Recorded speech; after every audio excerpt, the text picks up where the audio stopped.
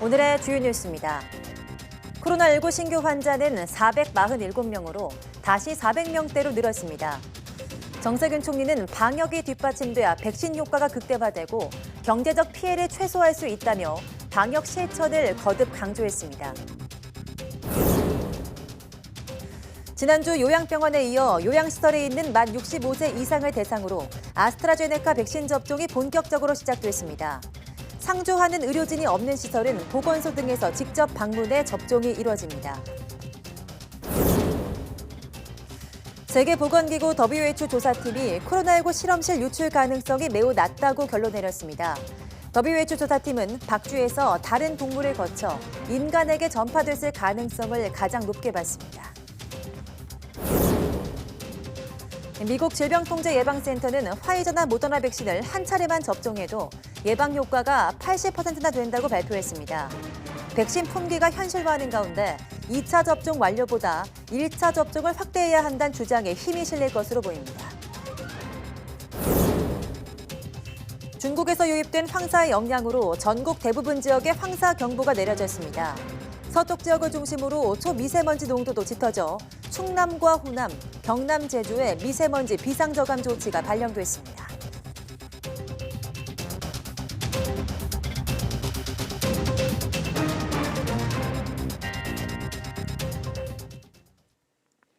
여러분 안녕하십니까? 3월 30일 사이언스투데이입니다.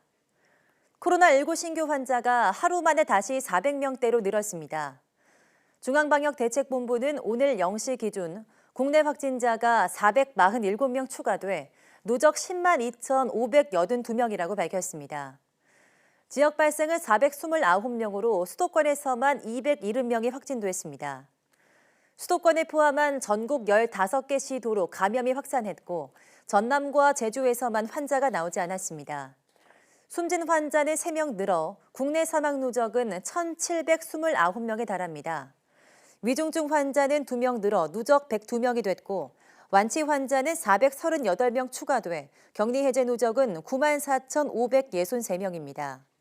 신규 해외 유입은 18명으로 이 가운데 3명이 입국자 검역에서 확인됐습니다. 백신 접종은 어제 하루 26,538명이 받아 국내 1차 접종 누적은 82만 2,448명입니다. 2차 접종자는 919명 추가돼 누적 6,151명으로 집계됐습니다. 정세균 국무총리는 백신 접종도 결국 참여 방역이 뒷받침돼야 효과가 극대화되고 경제적 피해를 최소화할 수 있다며 국민 실천을 호소했습니다. 정세균 총리는 오늘 코로나19 중대본 회의에서 최근 한국은행이 3차 유행 장기화로 이동량이 다시 늘어나 감염 확산 가능성이 커지고 있다고 분석했다며 이같이 말했습니다. 이어 어제부터 현장에 적용되고 있는 기본 방역 수칙은 국민의 자발적 방역 실천을 돕기 위한 거라며 참여 방역은 변함없이 K방역이 가장 중요한 원동력이라고 강조했습니다.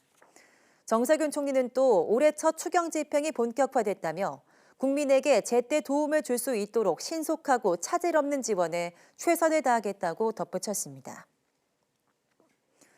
네, 오늘부터 요양시설에 만 65세 이상 환자와 종사자를 대상으로 아스트라제네카 백신 접종이 시작됩니다. 지난 23일부터 전국 요양병원 1,600여 곳에서 만 65세 이상 입원 환자와 종사자를 대상으로 아스트라제네카 백신 접종을 시작했고 오늘부터는 요양시설에서 접종을 시작합니다. 보건당국은 요양병원 1,600여 곳의 환자와 종사자 15만 4천여 명을 2주 안에, 요양시설 4천여 곳의 13만 3천여 명은 6주 안에 접종을 끝내는 것을 목표로 하고 있습니다. 요양병원과 요양시설의 만 65세 이상 아스트라제네카 백신 접종 동의율은 76.9%로 만 65세 미만 93.7%보다 낮은 편입니다. 보건당국은 접종에 동의하지 않았더라도 접종 진행 기간 안에 마음이 바뀌면 백신을 맞을 수 있도록 하고 있습니다. 요양병원과 요양시설에 있는 65세 이상에 대한 백신 접종에 이어서 다음 달부터는 만 75세 이상 고령자에 대한 백신 접종이 시작됩니다. 방역당국과 전문가들은 나이가 많고 기저질환이 있을수록 백신을 맞아야 한다고 강조했습니다. 다만 접종 전에 최상의 몸 상태를 유지할 것을 주문했습니다. 보도에 박홍구 기자입니다. 국내 코로나19 확진자 가운데 80세 이상은 전체 확진자의 4.6%에 불과하지만 사망자는 절반 이상인 55%를 차지하고 있습니다. 코로나19가 고령자에게 그만큼 치명적이란 얘기입니다. 따라서 전문가들은 고령자일수록 백신을 맞아야 하며 만성질환이나 기저질환이 있다면 백신으로 인한 이익이 더 크다고 강조했습니다. 기저질환 같은 경우에도 여러 종류가 있고 상태도 굉장히 다양하실 텐데요. 고혈압, 당뇨병 같은 단순 만성질환을 가지신 분들과 그다음에 건강하신 어르신들께서는 백신 접종의 이익을 가장 많이 보실 수 있는 분들이고요. 더구나 고령층은 젊은 층과 비교해 백신을 맞았을 때 예방 효과는 비슷한데 발열이나 근육통 같은 이상 반응은 오히려 더 적은 것으로 나타났습니다. 지난 한 달 동안 백신 접종 후 이상 반응 신고 사례를 보면 20대가 45%로 가장 많았고 30대, 40대 순이었으며 60대는 4%에 불과했습니다. 어르신들의 경우에 지금 이상 반응이 더 높다라는 근거는 없고 예방할 수 있는 효과는 젊은 사람하고 비교해봐서 특별하게 떨어지지 않고. 다만 기저질환이 있다면 백신 접종 당일에 몸 상태를 좋게 유지해야 하며 발열 등 이상 반응이 나타날 경우 적극적으로 약을 복용하는 게 좋다고 전문가들은 조언했습니다. 방역당국은 다음 달 1일부터 75살 이상 어르신에 대한 화이자 백신 접종을 앞두고 접종 동의 여부를 조사하고 있습니다. 절반 이상에 대해 조사가 이뤄진 가운데 현재까지 접종 동의율은 86%로 파악됐습니다. 접종에 동의한 어르신에게는 전화나 문자 메시지 등을 통해 접종 일정이 통보될 예정입니다. YTN 박홍구입니다. 코로나19 여파로 운영에 제약을 받아온 소상공인에게 어제부터 네 번째 재난지원금이 지급되기 시작했습니다. 이번 지원은 여건이 어려운 사람에게 더 지원한다는 원칙으로 매출에 따라 기준이 세분화됐습니다. 조용선 기자입니다. 4차 재난지원금인 버팀목 자금 플러스 지급이 시작됐습니다. 소상공인 385만 명에게 돌아갈 돈은 모두 6조 7천억 원입니다. 이번에 가장 크게 바뀐 점은 지급 기준을 매출에 뒀다는 겁니다. 노래방처럼 집합금지가 된 곳은 적용기간 6주를 기준으로 액수가 나뉘지만 영업시간을 줄여야 했던 영업제한 업종은 매출이 감소한 곳만 대상이 됩니다. 앞서 매출이 늘어도 영업제한 업종이라는 이유로 지원금이 지급됐다는 지적이 반영됐습니다. 일반 업종은 매출이 줄어든 정도에 따라 100만 원에서 300만 원까지 차등 지급됩니다. 경영위기 업종에 해당하지 않는 일반 업종의 매출액 한도는 10억 원 이하로 기준이 낮아졌고 직원이 5명 미만이어야 한다는 상시 근로자 수 기준이 없어져 지급 대상이 넓어졌습니다. 과거엔 한 명당 사업체 한 곳만 지원했지만 이번엔 최대 4곳으로 바꿔 더 넓게 지원하기로 했습니다. 버팀목 자금 플러스는 지난 1월 11일부터 지급한 소상공인 버팀목 자금의 후속 지원금으로 기존 지원 방식의 사각지대를 최소화하여 보다 넓고 두텁게 지원받을 수 있도록 준비하였습니다. 4차 지원 첫날에는 사업자 등록번호 끝자리 홀수, 둘째 날에는 짝수, 그 이후로는 구분 없이 모두 신청할 수 있습니다. 이번에 지원 대상에 새로 포함된 1인 다수사업체 해당자의 경우에는 다음 달 1일부터 신청할 수 있습니다. YTN 조용성입니다. 문재인 대통령이 주요국 정상들과 함께 공동기고문을 내고 미래 팬데믹 상황에 대비하기 위한 국제보건체계 강화가 필요하다고 강조했습니다. 문재인 대통령을 비롯한 영국과 프랑스 등 20여 개국 정상들은 국제사회의 하나된 행동의 필요성을 언급하며 기존 보건규범에 기반을 둔 새로운 국제조약 마련을 위해 함께 협력해 나가자고 제안했습니다. 새롭게 만들어 나갈 조약은 국가와 지역, 글로벌 차원의 팬데믹 대응력 제고를 주된 목표로 삼고 각국의 책임성과 투명성, 국제 협력을 강화하는 방향으로 추진돼야 한다고 밝혔습니다. 청와대는 이번 공동기고로 보건 분야 국제협력 선도국으로서 우리의 위상이 더욱 제고된 것으로 평가된다고 밝혔습니다. 이번 문 대통령의 공동기고 참여는 거버럴소스 WHO 사무총장 주도로 이루어진 거라고 청와대는 설명했습니다. 화이자와 모더나의 코로나19 백신을 한 차례만 접종해도 80%의 예방 효과가 나는 것으로 나타났습니다. CNBC 방송은 현지 시간 29일 미국 질병통제예방센터가 질병 발병 사망 주간 보고서에 이 같은 연구 결과를 발표했다고 보도했습니다. 연구 결과를 보면 지난해 12월 14일부터 지난 13일까지 3,950여 명을 대상으로 백신의 효과를 관찰한 결과 1차 접종만 받았을 경우에도 80%라는 준수한 예방 효과가 나타났습니다. 2차 접종까지 완료한 경우엔 예방 효과가 90%로 뛰었습니다. CNBC는 이 같은 연구 결과가 1차 접종자를 대상으로 2차 접종을 완료하는 것도 중요하지만 더 많은 국민이 1차 접종을 받도록 서둘러야 한다는 주장에 힘을 실어줄 것으로 내다봤습니다. 미국 질병통제예방센터는 이번 연구가 화이자와 모더나의 백신이 실제 환경에서도 코로나19 감염을 예방하는 데 효과적이란 사실이 확인됐다면서 접종 대상자의 신속한 접종을 촉구했습니다. 러시아가 1회 접종만으로 예방 효과를 볼 수 있는 코로나19 백신 스푸트니크 라이트를 조만간 공식 승인할 것으로 현지 시간 29일 알려졌습니다. 타스 통신에 따르면 알렉세이 쿠즈네초프 보건부 장관 보좌관은 스푸트니크 라이트 백신 등록 신청 서류가 보건부로 접수됐다고 전했습니다. 쿠즈네초프 보좌관은 그러면서 조만간 보건부 산하 전문가위원회가 백신의 질과 안전성, 효능 등을 검증한 뒤 합당한 결정을 내릴 거라고 소개했습니다. 스푸트니크 라이트 백신은 지난해 8월 러시아가 세계 최초로 승인한 코로나19 백신 스푸트니크 V를 만든 현지 보건부 산하 가멜리아 국립전염병 미생물학센터가 개발한 겁니다. 백신은 2회 접종을 기본으로 하는 스푸트니크 V 백신과 달리 1회만 접종해 면역 효과를 내도록 설계된 것으로 알려졌습니다. 세계보건기구 조사팀이 코로나19의 실험실 유출설은 가능성이 매우 낮다고 결론 내린 것으로 AP통신이 사전 입수한 보고서 초안을 인용해 보도했습니다. 하지만 거브리에수스 WHO 사무총장은 언론 브리핑에서 모든 가설에 대해 추가 조사가 필요하다며 신중한 입장을 보였는데요. WHO 보고서는 우리 시각으로 오늘 밤 공식 발표될 예정입니다. 박상남 기자입니다. AP통신은 현지 시간 29일 세계보건기구 회원국 외교관으로부터 보고서 초안을 입수했다며 그 내용을 보도했습니다. 보고서는 코로나19 전파 경로로 4가지 시나리오를 담았습니다. 조사팀은 우선 박쥐에서 다른 동물을 거쳐 인간에게 전파됐다는 시나리오를 매우 개연성이 높다며 최우선에 올려놨습니다. 이어 박쥐에서 인간으로 바로 전파는 개연성이 있다. 냉동식품을 통해 전파는 가능하지만 개연성이 없다고 판단했습니다. 이와 함께 코로나19가 실험실에서 유출됐다는 시나리오는 개연성이 매우 낮다고 평가했습니다.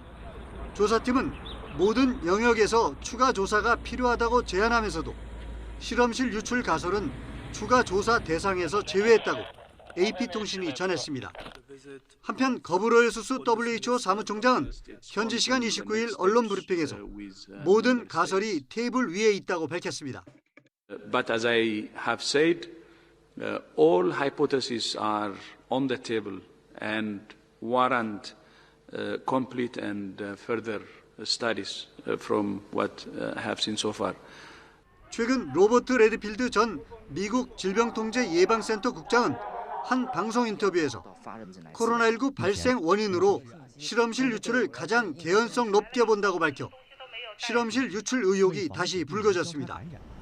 WHO 보고서는 한국 시간으로 30일 밤 공식 발표될 예정입니다. YTN 박상남입니다. 백악관은 3주 뒤인 4월 19일까지 미국 성인 90%가 코로나19 접종 자격을 갖게 될 거라고 밝혔습니다. 바이든 대통령이 현지 시각 29일 연설을 통해 이렇게 밝히고 백신을 맞을 수 있는 약국이 17,000곳에서 4만 곳가량 늘어날 거라고 말했습니다. 이에 따라 90%는 거주지에서 5마일, 8km 이내 접종소에서 백신을 맞게 될 거라고 설명했습니다. 미국은 65세 이상 노인을 시작으로 백신 접종 자격을 단계별로 확대하고 있습니다. 바이든 대통령은 지난 11일 코로나19 1년을 맞아 실시한 대국민 연설에서 18세 이상의 모든 성인이 5월 1일까지 백신 접종 자격을 얻도록 하겠다고 밝혔습니다. 도널드 트럼프 전 미국 대통령의 행정부가 코로나19를 대처하지 못해 큰 인명피해로 이어졌다는 전직 관료들의 뒤늦은 증언이 나왔습니다. CNN은 현지 시각 28일 특집 방송에서 당시 백악관 코로나19 태스크포스에서 핵심적 역할을 한 이들의 인터뷰 내용에서 이같이 나타났다고 보도했습니다. 이들은 트럼프 행정부가 코로나19의 위험성을 초기부터 과소평가해 백악관이 상황을 오도하거나 명백한 거짓말을 한 적이 있고 심지어 정부 보고서를 바꾸려 했다는 주장도 내놓았습니다. 데비 벅스 전 백악관 코로나19 조정관은 당시 백악관 사람들은 검사가 감염자 확진을 멈추는 수단이라기보다 확진을 초래하는 거라고 믿었다고 분위기를 전했습니다. 또 백악관의 다수는 문제를 심각하게 받아들이지 않았으며 자신이 확산의 위험을 경고한 뒤에 트럼프 전 대통령에게서 매우 불편한 전화를 받았다고도 주장했습니다. 브렛 지루어 전 보건복지부 차관보는 전염병 대유행 초기인 지난해 3월 백악관이 희망자 누구나 코로나19 검사를 받을 수 있다고 말했지만 실제로는 그렇게 준비가 되지 못한 상황이었음을 시사했습니다. 영국 정부가 실외에서 소규모 모임과 운동을 허용하는 등 코로나19 봉쇄를 완화하면서 실내가 아니라면 안전하다고 강조했습니다. 영국 최고 의학 보좌관인 크리스 비티 교수는 현지 시간 29일 배포된 정부 보도자료에서 실외가 실내보다 안전하다는 증거는 매우 명백하다고 말했습니다. BBC도 이어 실외에서도 감염이 일어날 수 있지만 신선한 공기와 자외선 덕에 확률은 훨씬 낮다는 연구 결과를 소개했습니다. 신선한 공기가 바이러스를 분산시키고 바이러스를 담은 물방울을 증발시키는 것은 물론 햇빛 속의 자외선이 바이러스를 죽인다는 내용입니다. BBC는 다만 실외에서도 감염 가능성이 없는 것은 아니므로 거리가 2m 이내라면 얼굴을 마주보지 말라고 권했습니다.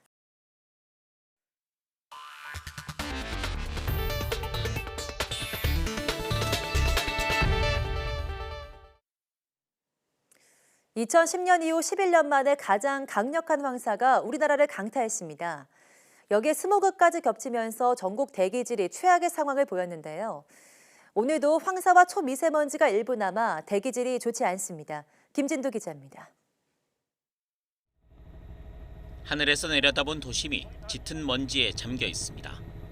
하늘로 시선을 돌리면 금세 희뿌연 먼지에 막혀버립니다. 중국 베이징을 강타한 황사가 서해를 건너 우리나라로 유입된 것입니다. 강원 북부를 제외한 전국에 황사 경보가 내려졌고 미세먼지 최고 농도는 1348 마이크로그램까지 치솟았습니다. 일단 활동하기도 불편하고요.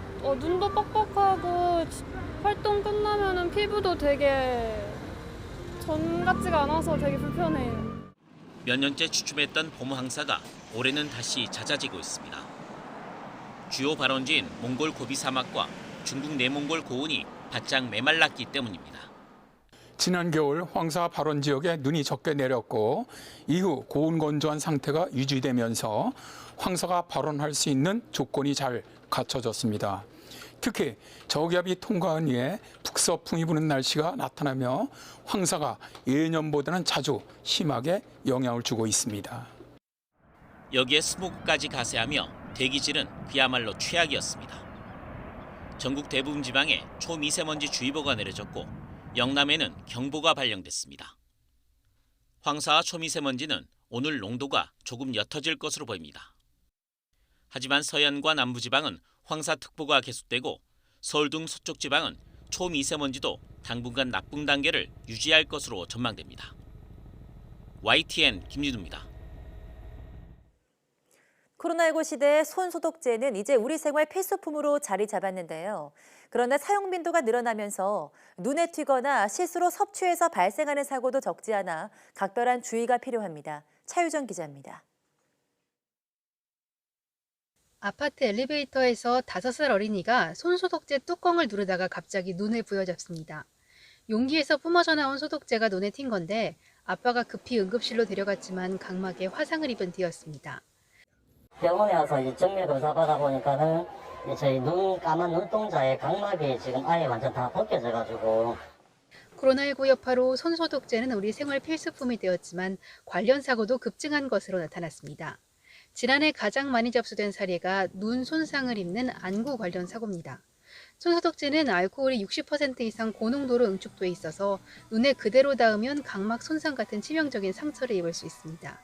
특히 키가 작은 어린이들이 엘리베이터 내 손소독제나 식당 내 손소독제를 쓰려다가 눈에 튀는 사고가 잦았습니다. 손소독제를 실수로 삼켜 발생한 사고도 적지 않았습니다. 커피 전문점에서 손소독제를 시럽으로 오인해서 음료에 타 마시거나 포 형태의 손소독제를 젤리로 착각해 섭취한 사례도 있었습니다. 요즘은 다양한 형태의 일회용, 휴대용 이런 거를 좀 많이 쓰다 보니까 이제 뭐 포 형태라든지 파우치 형태라든지 예를 들어서 식품으로 오해할 수 있는 다양한 형태들이 좀 많습니다. 손소독제가 눈에 들어갔을 경우에는 절대 비비거나 만지면 안 됩니다. 손소독제가 들어간 눈 방향으로 얼굴을 옆으로 기울여 생리식염수나 물을 부드럽게 흘려보낸 뒤 신속한 치료를 받아야 합니다. 소비자원은 손소독제가 화재 위험이 있는 만큼 바른 후엔 양손 충분히 비벼서 완전히 말리고 사용 직후엔 촛불을 켜거나 전기용품을 만지는 것도 피하라고 당부했습니다. YTN 차유정입니다. 네, 서울시 한강사업본부는 코로나19 확산 방지를 위해 여의도 한강공원 주차장을 주말에 폐쇄한다고 밝혔습니다. 서울시는 다음 달 3, 4일과 10, 11일 여의도 한강공원 1, 2, 3, 4 주차장을 24시간 폐쇄하고 여의소로에서 한강공원으로 드나드는 진출입로 15개 구역도 차단합니다. 또 영등포구는 같은 기간 여의소로 벚꽃길 입장 인원을 하루 504명으로 제한하기로 했습니다. 네, 가상화폐 광폭소 거래소 난립의 부작용을 짚어보는 YTN의 연속 보도입니다. 어제 전해드린 영세 업체들뿐 아니라 대형 거래소도 투자자 보호에 소홀하기는 마찬가지인데요. 계정이 해킹을 당해도 허위 공시로 가입자들이 금전적 손해를 봐도 책임지는 곳은 없습니다. 김우준 기자가 보도합니다. 가상화폐 380만 원치를 산 28살 김모 씨. 국내 4대 가상화폐 거래소로 꼽히는 코인원을 이용했습니다. 규모도 크고 3대 거래소인 만큼 그냥 안전하다고 생각했는데 하지만 얼마 전 가상화폐 계정이 해킹 의심 공격을 받아 투자금 대부분을 날렸습니다. 새벽 2시쯤 누군가 김 씨 계정에 들어와 매도와 매수 주문을 반복하며 금전적 손실을 끼친 겁니다. 거래소에 상황을 알렸지만 묵묵부답. 코인원 측은 YTN 취재가 시작되자 최근 문의가 폭증해 대응이 늦었다고 답했습니다. 하지만 거래소 서버가 아닌 개인 계정에 해킹된 만큼 피해 보상은 어렵다고 선을 그었습니다. 김 씨가 지금 할 수 있는 건 경찰 신고뿐입니다. 억울하고 너무 화나요. 그리고 아무것도 해줄 수 없다고 하는 거에도 너무 화가 나네요. 국내 가상화폐 1위 거래소 업비트는 신뢰성 논란에 휩싸였습니다. 지난 23일 서버 점검 시간 도중 거래가 일부 체결돼 투자자들의 항의가 폭주한 데 이어 어떤 제 투자의 능력이 아닌 외부적인 걸로 손실을 잃을 가능성이 있다고 생각하면은 물론 신뢰가 떨어질 수밖에 없지 않을까요? 지난 16일엔 5조 원을 투자받았다는 한 가상화폐의 허위 공시를 확인도 없이 공지해 투자자들은 엄청난 손실을 봤습니다. 할 수 있는 선에서는 최대한 체크를 하지만 애초에 작정을 하고 허위 사실을 가지고 와서 허위 증빙을 가지고 온다면 그거를 다 뒤지고 판단할 수 있을 만한 권리도 권한도 없어요.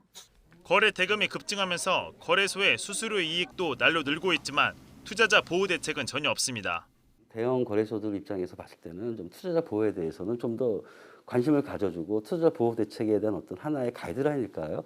이런 거를 세워주는 게 어떤 사회적 기업으로서 우리 대한민국 기업으로서 어떻게 보면 하나의 책임감을 가져야 되는 것도 저는 필요하다고 생각을 합니다. 그리고 24시간 쉴 새 없이 운영되며 하루 최대 16조 원이 오가는 가상화폐 거래소.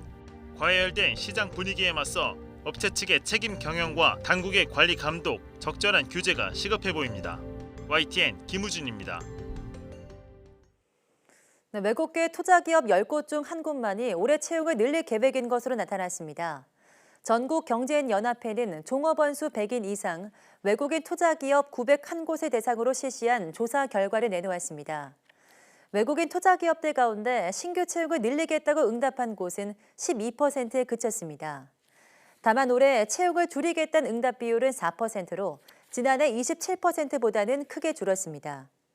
전경련은 외국계 투자기업 중 올해 투자를 늘린다는 기업보다 줄인다는 기업이 많다면서 이들이 규제 완화를 통한 기업 투자 활성화를 원한다고 말했습니다.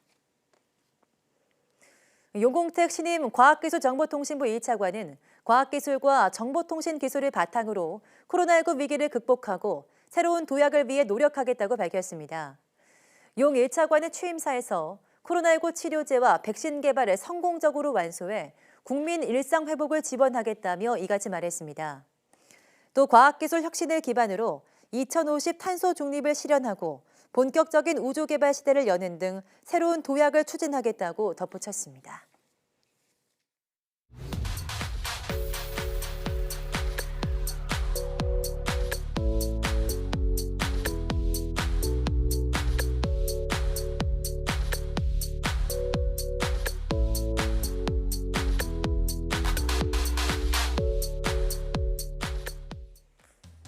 전국 곳곳에 화사한 벚꽃들이 꽃망울을 터뜨리고 있지만 짙은 황사로 봄의 화사함이 반감되고 있습니다. 오늘도 전국 대기질이 좋지 않은데요. 오늘 사이언스투데이 날씨학 개론에서 전국을 덮친 이번 최악의 황사의 원인과 앞으로의 전망에 대해서 이야기 나눠보겠습니다. 많은 시청 바랍니다. 함께해 주신 여러분 고맙습니다.